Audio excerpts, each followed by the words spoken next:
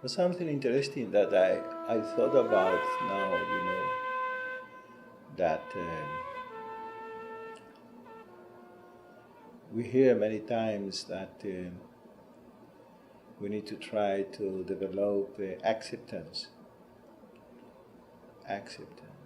of what is as it is. Because if you don't accept reality as it is, first you suffer, you reject reality, and then many people, in conversations you go and you pay attention that many people think that this is a virtue that you need to develop. I have to accept old age. I have to accept a disease. And then you struggle because to develop this acceptance. But if you pay attention to your real nature, to the awareness, the watchfulness, the background, you will see that you already have this acceptance. Means this acceptance is intrinsic part of your being. You can call this watchfulness, awareness, consciousness, transcendental consciousness, Krishna, God, Shiva. But this eternal awareness is already acceptance. Whatever other way, things will not occur. Everything happens because it's accepted. There is a total acceptance. So it's not a question to develop a virtue or a capacity to try to accept my fear, to love my fear. It's not like that. It's, as I say many times, to relax in the silence, to relax the focus on your thoughts, ideas, experiences, and what remains, that space where all the experiences happens, is acceptance. Is already your real nature. It's interesting, this subject, but we continue with Vivekachudhamani. Verse number 7. Amritatvasya nashasti vite nityeva hi shrutihi braviti karmano mukter ahetutvam sputam yataha.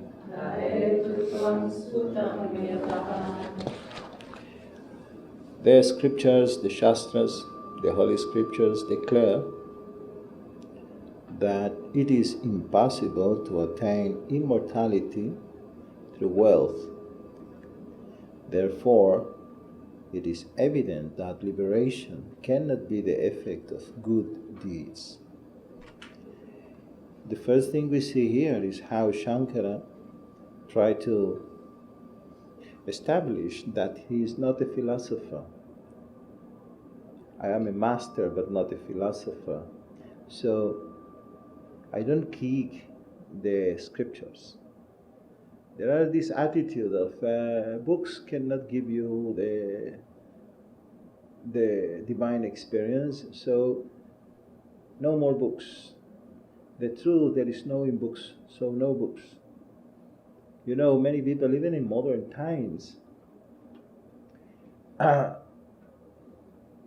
even in modern days, I remember I was in Pune, so many disciples or students of Osho, he say, no need for books, so we don't learn books.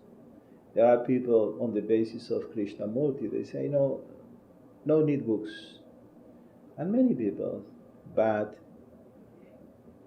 what I say that if you go deep into it and you analyze the life of Osho, he was a very scholar person. He learned, and he was a teacher of philosophy. I don't know which level, but he teach in the university philosophy. And he was so scholar. He knows Sanskrit. He knows so many different philosophies, books. So he say, kick the books, because he have what to kick. Krishnamurti was a very, very, very learned person. Whenever he talked, you see, it is all this. You can think that this is a spontaneous conclusions process of thinking, but everything is very, very scholar Vedanta. And I can show you every one of the arguments of Krishnamurti can be pointed in different texts of Advaita Vedanta. Everything. When Krishnamurti talk about, it's not, everything is clear. So for me it's clear. He born in India. He knows very, very good Vedanta and others like Zen, Buddhism, whatever. And then he say, kick the books. Of course. But when you don't know, you don't have what to kick, you cannot say no more scriptures. No. Shankara explain his points of view, the Advaita, but here when he talk about the scriptures, what they declare is obvious. He work with the scriptures. A master don't kick the scriptures. A spiritual master, an enlightened being, inject life to the scriptures. Not only that, religion have a real meaning in the presence of a master. Religion without an enlightened being is like a corpse. It's there, but don't breathe, no activity. When a Buddha is there, Buddhism have certain taste. When Jesus is there, Christianity have certain taste. St. Francis, Santa Teresa of Avila, San Juan de la Cruz, Christianity is there. When Shankaracharya, Swami Shivananda, Ramana Maharshi, Ananda Mahima are there, religion, Hinduism, Sanatana Dharma is alive. When the priest is there and nothing happens to you, nothing happens to the priest, and nothing happens to anybody, that is like a corpse. No breathing. Then you see these typical conversations that they try to prove you that God exists according to science, according to technology and this, and who was first, and arguments to try to convince you. All these issues begin. And you say, but who say God is there? And I say, yeah, the script. But this is the absence of the master. When the master is there, everything is clear. Everything is clear.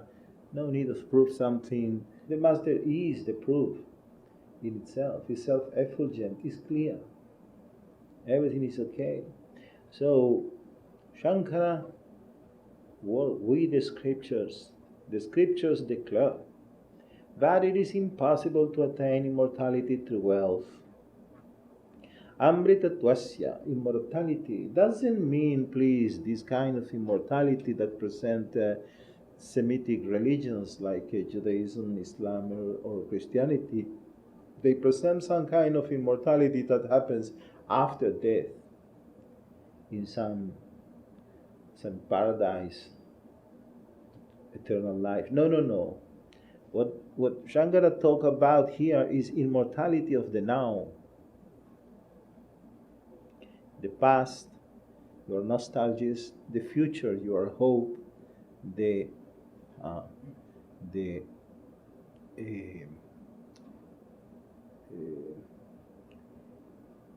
projection of your memories in some future, and the now. The now is no time. Now is not time at all.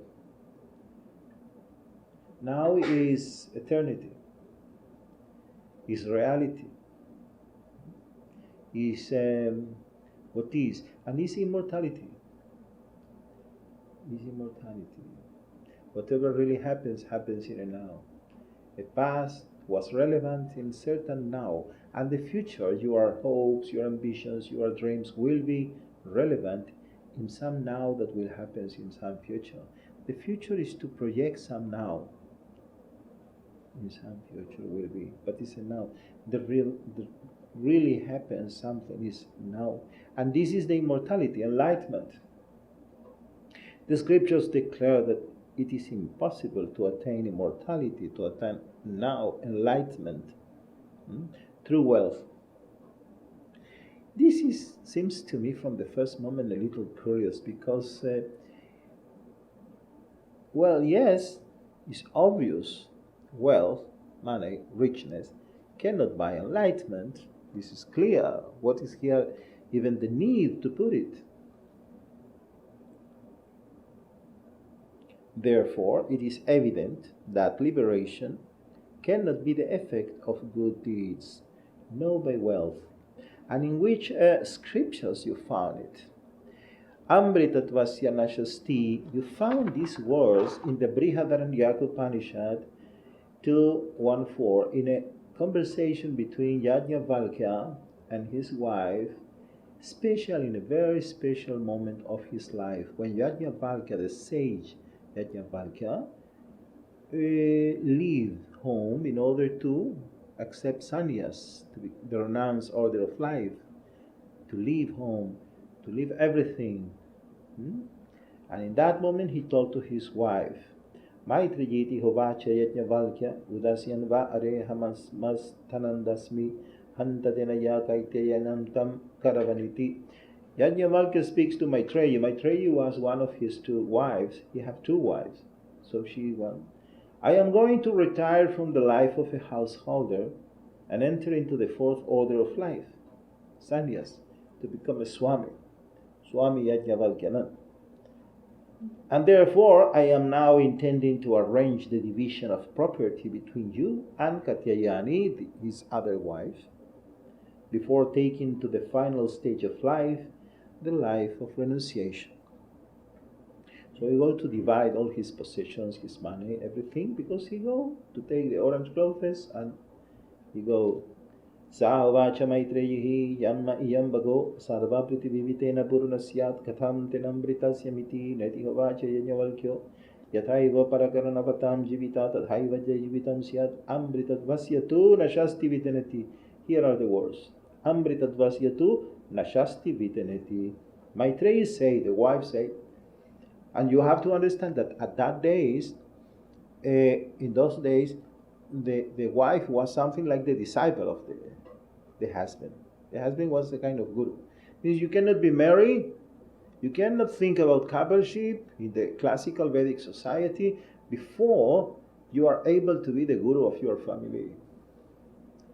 At that time, you went to the ashram like a child and was 25 years with your guru. And then you develop yourself. And then when you had 25 years, you was able to decide to become married. But only because you are ready to be the guru of your wife, an example for your wife and for your children. So no, this we are accustomed, we like the eyes, we like the hair, become married, we are prepared, we are unmature, no problem. If I am mature, divorce, no problems. Then was something like that. So the wife, first of all, was the disciple of the husband. So she say, Maitreyi say, if I am the owner of the entire earth, the wealth of the whole world is mine. Will I be perpetually happy? Or will there be some other factor which will intrude upon my happiness in spite of my possession of the values of the entire world? No, replies Yajnavalkya. Your life will be just like the life of rich people, but there is amritadvasyatu nashasti viteneti, but there is no hope of immortality through wealth. And this he say out of a deep experience, because he go to leave home for total renunciation. This is something that in the Western country is very difficult to people accept. They don't. What is this? To renounce? Don't like it. But this is the point. And he say there is no hope of immortality through wealth.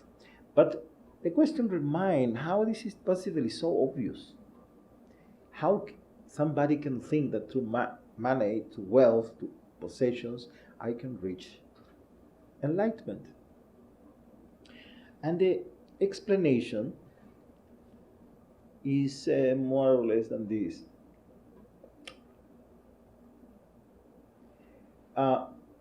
The ego, what you think you are, the belief that you have about yourself, is a kind of disconnection. As an ego, I am disconnected from all of you because I care about myself, my things, my possessions, and I don't care about your wealth, your health, your position. So I disconnect from the others. The ego is a kind of isolation. A kind of isolation means I am busy with myself, not with myself, we talk about that today, but with my emotional demands. The ego is busy with his mental urges. This is what he cares. How to fulfill my emotional demands. My relation with others is only on the basis how you can fulfill my emotional demands, how you can fulfill my mental urges. This is my only business. Now, this you need to pay attention, is a kind of isolation. When I want you only in order to fulfill my emotional demands, I disconnect from you. I am not connected to you. Or I am connected to you only in function of my needs. So, this is a kind of isolation. The ego is always a disconnection, an isolation. His connection with the world is only like your connection with the postman, the dentist, the people who can give you some service. All these people who come home to bring you to the plumber, this is the kind of connection of the ego with the others. But in essence, he is not friend of all these people. You are not a friend of the postman of all this. It's because of the letters. If the guy stops to work there and go to others, you don't. Who is this? The ego is totally isolated. You look people only in the sense how they can fulfill his mental, emotional, physical demands. Nothing else. Yeah. Why I cry because you fulfill some demand. I stay with my urges, my demands without you. So this isolation is not only from people, it's an isolation from life, from the trees, from the stars, from water, from ocean, from life, from existence. Totally disconnected, very protected, very protected. Walls of cement. Yeah. Doors very close, and I am very protected. The ego is so. In this egoic phenomenon, in some point, I begin that something is missing. It's missing the trees. In my life, it's missing the ocean. It's missing the stars. It's missing the others, the other, and then I begin to try to complete what is missing, but from the wrong direction. Through the world, from the world of names and forms. 1 tree, 2 trees, 3 trees, but there are millions. It's missing incredible quantity of trees. It's missing incredible quantity of stars. 1 star, 2 stars, never will be. 1 person, other person. This is impossible. And you begin to collect money, another million. You begin to collect, you live with this deep feeling that I need to have something else. I will be happy if we have this, if I have another car, if I have another person, if I have another child, if I have to have. Means we live from this feeling of lacking. Something is lacking. Every human being in the world will be happy next moment when we have the next shoes, the next car. I will be happy in the next moment. I will health, only health, and everything will be okay. But before you have health, and you was not so ecstatic, the dress, the next television, the next lecture, the next, the next thing. This feel that I need to have it.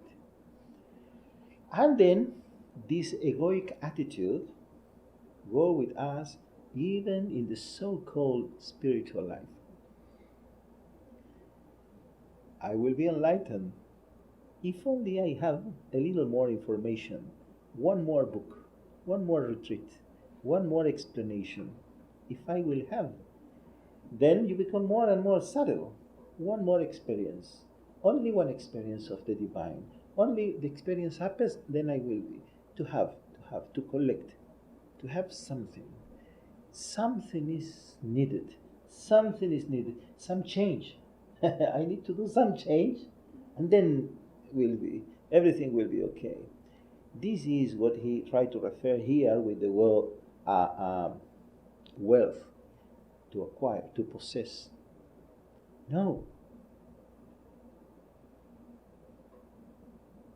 No hope of immortality, no hope for the divine, for enlightenment through wealth, through possession. Because the spiritual way, the religious way, is not a way of acquire. It's a way of decrease our possessions. We have too much. This is our problem. It's not that something is missing. It's too much. We have odef, I would say. Odafim, extra. Excessively we have. So this sculptor who work with the marble, he don't bring marble and begin to add marble in some way. No, he need to take everything what is extra, and they take, and at the end, in the middle appear the sculpture. That is the reason when you come to this kind of retreat, you say, what I will receive? Nothing. You don't need to receive nothing in this retreat. I don't give you nothing. I don't add something. You don't go with something that you have. I hope you go with less. Drop your attachment. Drop your egoistic attitude. Drop your ignorance. Drop. Don't think how to add.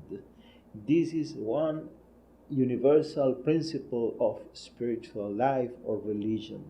It's not even to add a new belief, a new faith. You don't need to add some new God, some new concepts. No. Drop. You have too much. You want to elevate? Begin to drop. To become more light. You need to be light in order to go up. You have too much. You have too much concepts, too much ambition. We have too much of everything. So, wealth, amritattvasya nashasti. Wealth is not the way. To accumulate is not the way. And possession, but possession is not only money, house. No, possessions can be knowledge, experiences, information, even elasticity. Even is a possession that you can do sat-saṅgs. Oh, I have it. Yeah. Even can be possession, renunciation. I am a Swami. Renounce. But you can look at that as a possession. No, wealth, possession is not the way out. If you are too happy with your renunciation, take Avadhūta. Renounce to the renunciation. What is Avadhūta? The next step.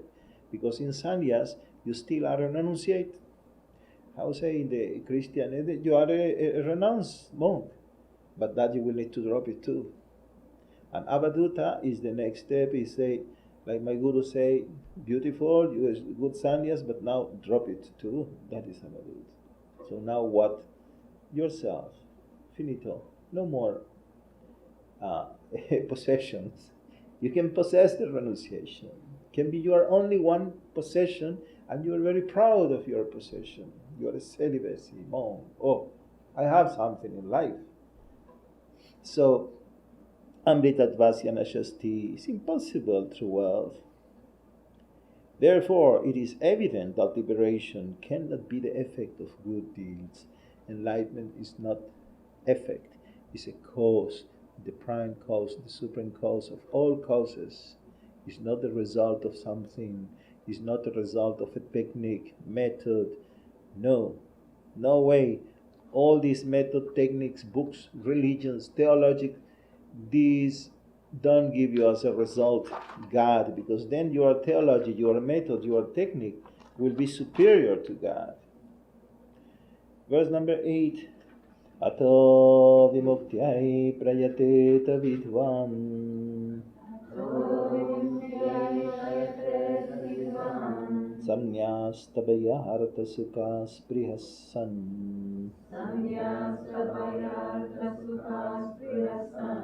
santam mahantam shamupetya deshikam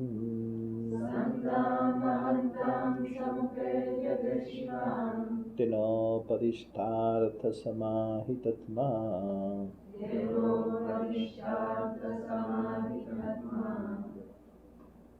It's incredible, this way of the Hindus to learn is crazy. I remember when I began many years ago with Swami Vishnudevananda, I went to a course that they say, there we learn Sanskrit. I come and I see one teacher from India, he begins ka, kha, cha, cha, pi, ta, da, tha, da, da. I say, but I don't understand nothing. What is this? No matter. I say, but I want to understand how the grammar, how. Don't worry. Ka, kha, ga, ga, ga. And I understand one moment. I need to understand how is the grammar. I learn Hebrew. You need to understand how are the batim and all the time, all the thing. Say, oh, you Westerners, you need first to understand and then you are ready to learn. In India, we further learn. And then after you can understand all your life. But first learn. This is learning. I didn't understand what is going on. And then when we repeat these lectures, and you repeat the verses, I know people think, what is the point? I will not understand Sanskrit. But with time, with the years, you will be amazing. You will see a word, vimuktyai. I know this word. I saw this word in other verse. Oh, that word I know. This and that word. And begin to understand. And it's like magic. You don't know how. It's like we need to trust more in existence. Go, surrender yourself and then you will understand. Therefore, the intelligent aspirant who strives for liberation, I do it with the English, and who has renounced all of his attachments to pleasures derived from external objects, must go to a spiritual master and live according to the master's teachings. Therefore, Ato, we found where this word? Yeah, in the Brahma Sutras. And where else?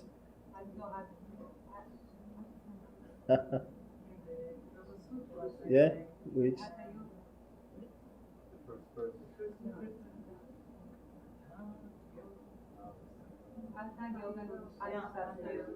Yeah. It's a very interesting word because it's like therefore, now. What this word is not easy to understand because it's a very important word. But this word make we say a few things and now we talk about it's like a continuation to make you in the beginning of books this appears a lot, like Atato Brahma Jiññāsa, like Hatha Yoga Nusasanam, because it's the beginning of the Yoga Sutras, Atta Yoga Nusasanam. So something was said before. Don't think this is the beginning of the book, but not the beginning of the wisdom. People before that talk about it. Wise people talk about it. Big gurus. This is not the beginning. This is the beginning of the book. So therefore, here, this therefore, he says something. It's very beautiful the way of the Sanskrit. He says before. I say that not through wealth, not through rituals, not through ceremonies, not through knowledge. So how? Therefore, Ato, this is the way. Vimuktyai prayateta vidwan, for liberation. We should make efforts. Vidwan, the intelligent one. The intelligent one. The person who really searches for reality, for what is real, the intelligent. Not those people that in front of the sense of insecurity run to a religion, and then there is a God, there is a paradise, and this gives me a sense of security. We told before to be ready. So there are certain people run to religion, and now I feel ready, everything will be okay.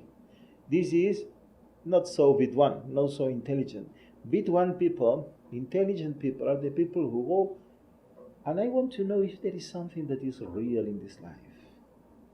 Really, I see everything change. I know somebody, married, divorced, everything change.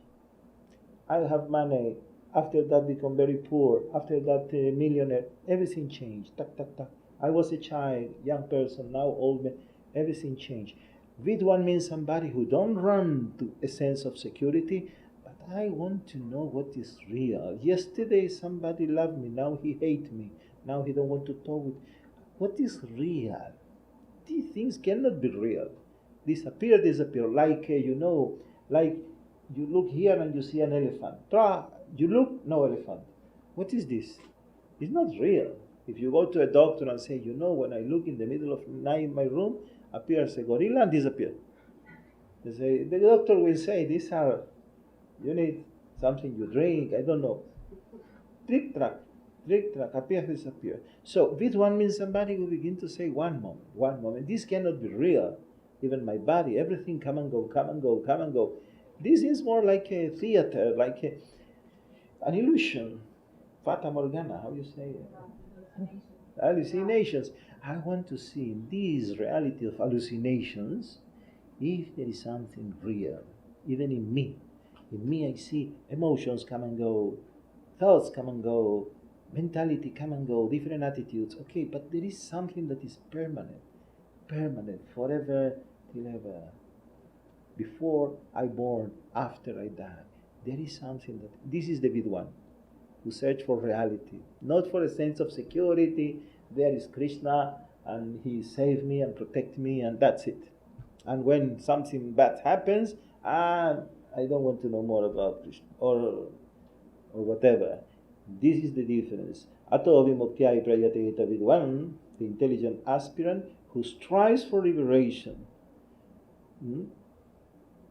Samnyasta bayarta sukasprihasa, renunciation. So how? No wealth, no ceremonies, no knowledge. How? Samnyasta, renunciation. Renounce, drop it. Drop. You know this story of this guru with the disciple, and the disciple say, I have so many troubles, I have so many suffering. I suffer, my wife was with me, but she left me with other person. And then, this trouble and that trouble. And in some moment, the guru catch a pose and say, please, disciple, liberate me from the pose. Take me from this pose. And the disciple say, but now my guru become crazy. More problems. What is this, Guruji? It's not the pose catch you. It's you the one who catch the pose. They say, that is the problem with you. All these problems, they don't catch you. You catch them.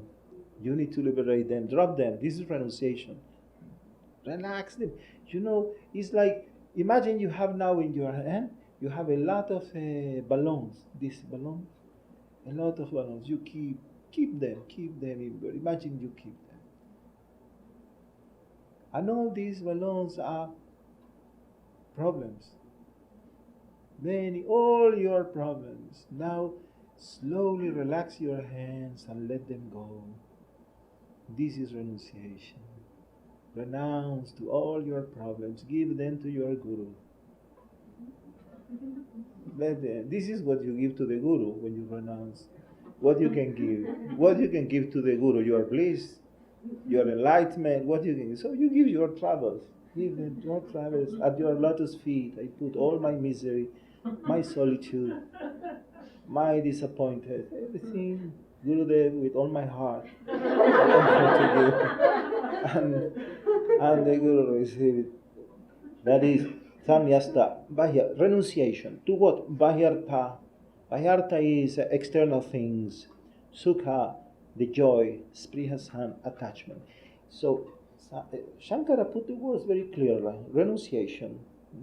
But he, even external samyasta bahyartha sukha sprihasa means is not to external things, because external things you cannot renounce because they are not yours. They are not yours. It's like I cannot renounce, to the house of Anthony, and I renounce to the car of Shivadas, and I cannot renounce to things that don't belong to me. Yeah, you cannot renounce to objects. How can you renounce what you have? There is a very deep difference between something that is alone and something that is a possession. If this is alone, I need to give back. You take it for a few days, for a limited time, and you give it back. It's not yours. It's not a possession. If I have this child and it's not mine, suppose you give me this child for a limited time. You say, take this child for a few days and give me back. I can use it, but I need to give back. I renounce to your child. Means, where is my child? You told me. I said, no, I renounce to it. It's not yours. You don't have such a right. You can renounce only to what is really yours. Your body is yours. No, you receive it. You didn't buy it. It's not yours, the body. That is the reason that to smoke, alcohol, drugs is forbidden, because you don't have such a right. It's not yours. The body is not yours. You have it for a certain time, and one day you need to give it back. Your mind, everything, you have everything. You have to give it back. So you cannot, renunciation, sannyasta he don't talk about to give up objects. Renunciation is not an objective issue. It's not an objective experience. Renunciation is a totally subjective issue. Bayarta is external things. Sukha, the joy. Not the joy. You don't need to renounce to the joy. You can enjoy life. How can you renounce to enjoy the sun, the trees, to enjoy nature, to enjoy the presence of all of us, good friends, sit together, enjoy? What is the problem with that? Even you are in coupleship, you enjoy the hair of somebody, the eyes of somebody. No problem with that. No problem. Sprihasan, that is the word that Shankara wants to reach. The attachment, the desire to repeat it.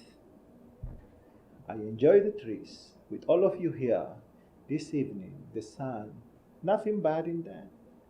But then I begin to think about it, and think about it, and think about it. And in some moment, I think to myself, qué bonito sería, ¿cómo dices? How nice it will be if I can repeat the experience. One more time I bring Anthony and Shias and I sit here and then the mind after a week say, I want to repeat it one more time. And in some moment I can without it. I need Anthony here, and I need Helena here, and I need you Shakti here, because I can't without this situation, and repeat it, and then I want to possess all of you. So I can put you in my frigidaire, and whenever I want, I open, Anthony and everybody, we are here. Whenever I want, I can repeat it. Track, and I want to possess you. I want you to be mine, my disciples, my possession, And then we are in trouble, say Shankara. Sprihasan is the problem. The attachment to the joy of external objects, because then you become a possessive person, and then you suffer when you don't have it. I need my things, my car, my this, my house, my possessions, in order to repeat to this joy. And the problem is that in life there is no repetition. At least if you can repeat and enjoy one more time, but this doesn't work like that. Doesn't work like that. You meet somebody, you look in her eyes, and in this beautiful moon or sunset, and a magic moment, okay? And now you see such beautiful situation. I want to repeat it. So you become married. And go after 20 years, the same moon. You don't understand what is going on. The same moon, the same beat, the same music. Something is not the same thing. What is going on? I bring the same, yeah, but doesn't work same way. Why? Because the now is the magic of the moments. Don't search for, life is not repetitive. Look at the trees. Tell me if you can find true trees. The forest can teach you a lot, you know. The forest can teach you the truth of life. You can find true trees that exactly the same. Never. You will see that life is not repetitive. Life is very creative. Every single tree open his own space and have his own individuality, like every one of us. Everyone his own individuality. Life is creative, no repetitive. Track, not the same. The mind is repetitive. The mind is very mechanical. Things very clear. You think, if I do same thing will happen, track, and it's not like that. So don't be attached, don't arise this desire for repeat. Samyasta bahyarta sukasprihasan, but bahyarta, or external things, means the joy from external things. Pay attention.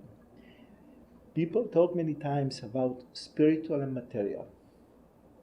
Spiritual and material. This is spiritual, this is material. What means spiritual and material? If I talk about, about a table, this is material. But if we talk about a chakra, that is a spiritual conversation. Why? Here, the thing is very clear. Samyasta bahyarta. Bahyarta is an external thing. What is external? I am external for you. You look at me through the eyes, you see, yeah, he is there, I am here. But why I am external to you? Why you can be external to me? Because I identify myself with the body. So I think external is everything that is from the skin outside. See? But at the moment that you begin to identify yourself with more and more inner levels, subtle levels, internal levels, you will be able to see that even your body is something external. And if you go deep inside, and you in this process of involution, you go and identify yourself with more internal levels, you will look at your thoughts, you will look at these emotions, like you will need this telescope to see your emotions. They are so far away. They are so external. So there is only something that is not a thing, that is really internal. And that is awareness. Everything that is material is external. Everything that is spiritual is internal.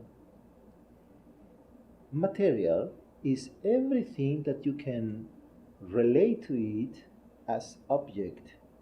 You can think about it, you can watch, you can see it, you can touch it, you can imagine it, you can think about it.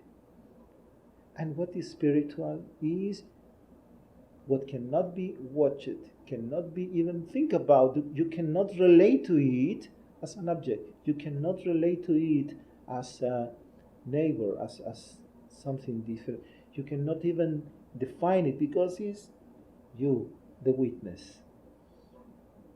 Awareness.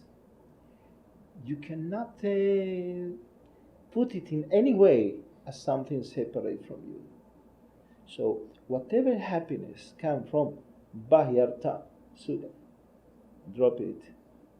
There is the real happiness comes from something very internal, that is awareness, and that is spiritual. This is a principle that you need to understand. There are people who think that even a ghost is something spiritual. Ghost is spiritual because it's not spiritual. Something in the astral level, thoughts, feelings, emotions, energies, totally material. Energies that you feel in it, material. Spiritual is only the witness, the awareness, the space where all the experiences happens. And that is not an experience, that is the space where experiences happens. That is you. That is your real nature.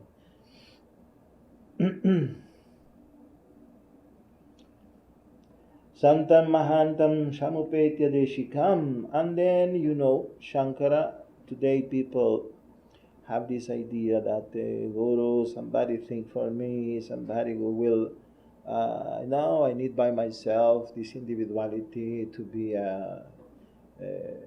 all the things that we have. No, Guru is something.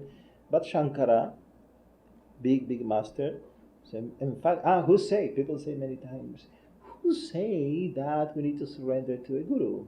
Who say that, okay. And I know the ego remember what he want to remember, and he don't like to remember this kind of verses. But Shankara say emphatically, Santam Mahantam Samupetya Deshikam.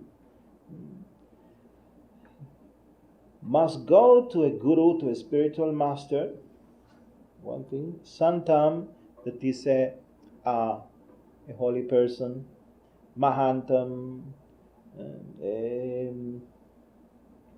great person, kind person, big heart person.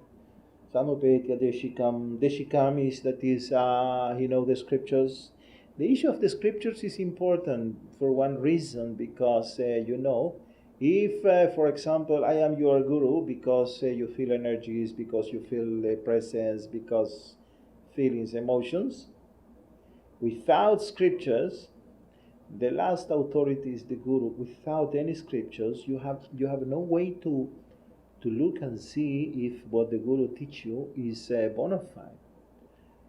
Maybe the person is crazy. Maybe the person, I don't know, have mental problems, and like he say, you don't be vegetarian is wonderful, do japa is wonderful, but in some moment he can say you need to kill yourself. So you need to be very careful. Scriptures is something especially that keep the frame, and we have a common language that you can check, I can check if we are in the same mood, in the same direction. Like now we say, take a Guru. Okay, a Guru should be Santam, a holy man. Mahantam, big heart. Deshikam, he need to go according to the scriptures. Samupetya, you need this is for the disciple, you need a special attitude. Hey Guru, I want to be your disciple. Come. It's not like that. You need a special attitude if you really want to learn. And live according to the master teachings. It's not only that I have a Guru, receive a mala, a spiritual name, and that's it. No, I need to try to put the teachings of the Guru in my life. Mananam, Shravanam, Mananam, Nididhyasam. Shravanam, hearing. What you do now? Hearing, listen. Mananam, after that, is to think about it. To think about the teachings. You go home, you think. Nididhyasana is to absorb, to digest the teachings, and to try to live according to them. To make them part of your life. So this is the relation with the Guru. What is a Guru for Shankara? In the same Vivekachudhamani, 33, 34, 35, 36, Shankara explained what he meant by a Guru. Ukta sadhana sampanas tattva jijnasuratmanaha upasidet gurum pratnyam yasmat bandha vimokshanam. That person who desires to know the truth of the self, the person who have the desire to realize itself, and who possesses the above mentioned qualification, should approach a master, a knower of the self, who confers freedom from bondage. Shrotriyo vrijino kama hatoyo brahma vitamaha brahmani oparato santo nirindhana ivanalaha hetu kadaya sindur bandur anamatan shatam. A master is one who is well versed in the scriptures, taintless, desireless, a perfect knower of the absolute, continually established in the absolute, no experiences here and there, calm like the flame when its fuel is consumed, a boundless ocean of spontaneous compassion for which there is no reason, a friend to all good people who surrender to him. And how should be the disciple? Tamaradya gurum bhaktya prava prashraya sevanaihi prasannam tamanuprapya prichet jnanatavyam atmanaha. Worship that master with devotion. And when the master is pleased with your humble speech and service, approach and ask for whatever is required to be known. Whatever is required to be known. What is required to be known? You, yourself. Our ignorance is such big ignorance that we don't know even who or what we are.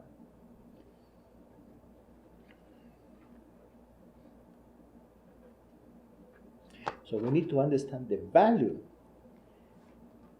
that sometimes the Guru wants to talk with us. We don't understand this. If we want to talk with the Guru, we need humbleness, permission. Sometimes the Guru says, I want to tell you something. No, I have no time. It's not, this is and udaredatmanatmanam magnam samsara varidhau yogarudatvam asadya samyak darshana nishtaya. By attaining a state of detachment and desirelessness, by firm knowledge of the Absolute, let one disentangle oneself from the ocean of worldly existence. By attaining a state, Yogarudha, Arudha is to mount a horse. By mount your mind. Your mind, say here, Yogarudha, is like a horse. But this horse go by itself. Go and do so many travels. Now this horse go with, with a person. And where is my horse? I suffer. Help me to find the horse. And sometimes the horse fall asleep and I need a horse. But so mount him, and you need to begin. When you want right, the horse goes right. When you go left, left. When you want to stop, stop. Run, whatever you want. See it in your mind. Your mind now take you wherever you want, like a monkey, crazy monkey. Trick. I don't want to think in this, but I have to think because take me.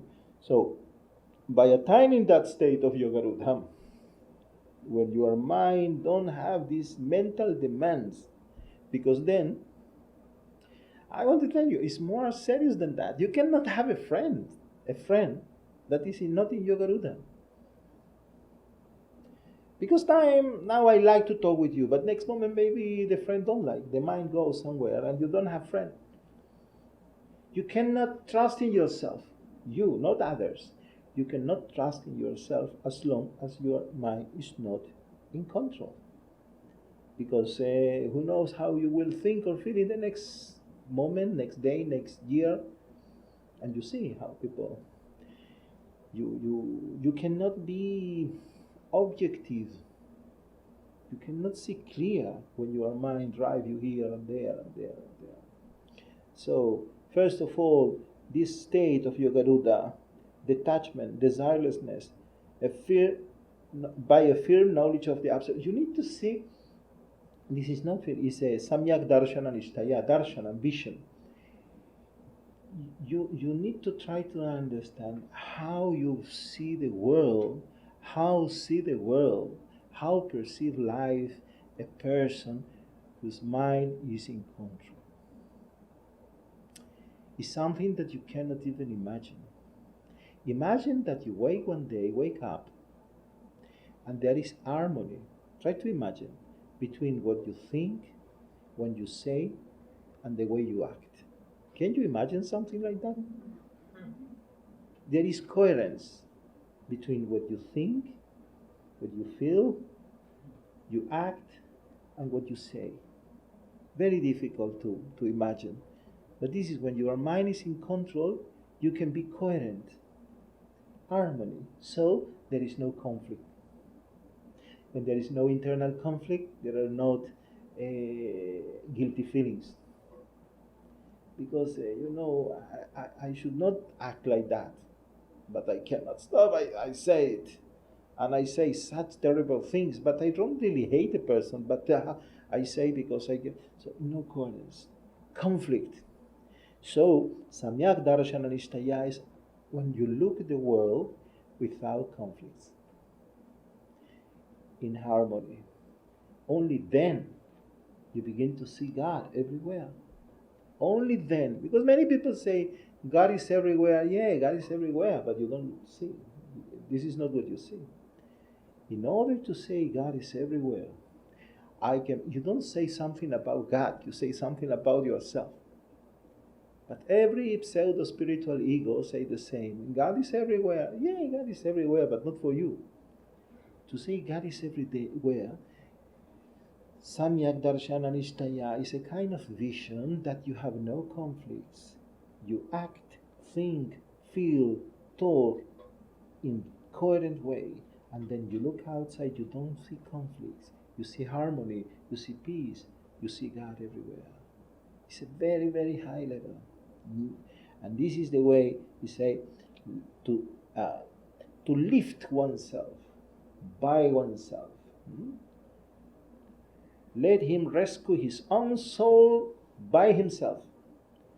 What is this? Let him rescue his own soul by himself. And from where? From where? Many people tell me, see, Prabhuji, you say to go out from illusion, but I don't understand where is the illusion. Tell me, to go out of misery, but I don't feel misery. I don't feel. Yeah, this is the problem. To rescue yourself, through yourself, from where? From the ocean of samsara, from the ocean of repeated births and deaths, from this ocean of cruelty, suffering, illusion. But you can rescue yourself by yourself, because there where you are, nobody else can enter. You are the only one who can give yourself to yourself. You are the only one who can receive yourself from yourself. No God, no Guru. Everybody can put devas, can put, the water near to you, but you need to drink. Why? Because there is some place, your most intimate place, how you call it, Sanctuarium of the big temple of Jerusalem. This symbolizes the place where only you can enter, that is yourself.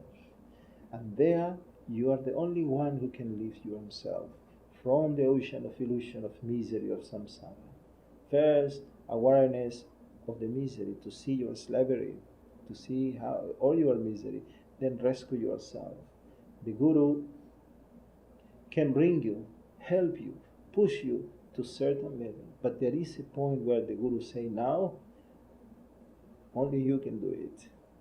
To lift yourself, by yourself, in yourself, through yourself. Because all the spiritual life is a business between you and yourself. Is you the one who close your eyes? Is you the one who fall asleep? If you the one who have all kind of dreams, the Guru will shout, wake up, but it's you the one who need to open eyes. You are the one who need to wake up. You are the one to be awake in reality. You are the one who now see the world, but the reality, but not like it is, but like seems to you. You live in your illusion, in your dream. And live yourself by yourself. I don't know if you will understand what I say, but then you will realize that here there is nobody else but you. The same awareness, the same consciousness. You think there are many, but when you sleep in the night, you think there are many. You think there are tables, people, planets, flowers, but every flower is you in the dream. Every person is you. And even the tiger who ran up is you. And they are in the dream, even the elephant are you. Everything is you. Nobody there is there but you. Well, to this you go now. This is not a dream. Why? Because it's more long. This is the dream of the night is your dream. And in the day is the dream of Vishnu, and there is only one dreamer, awareness. So try not to make a nightmare,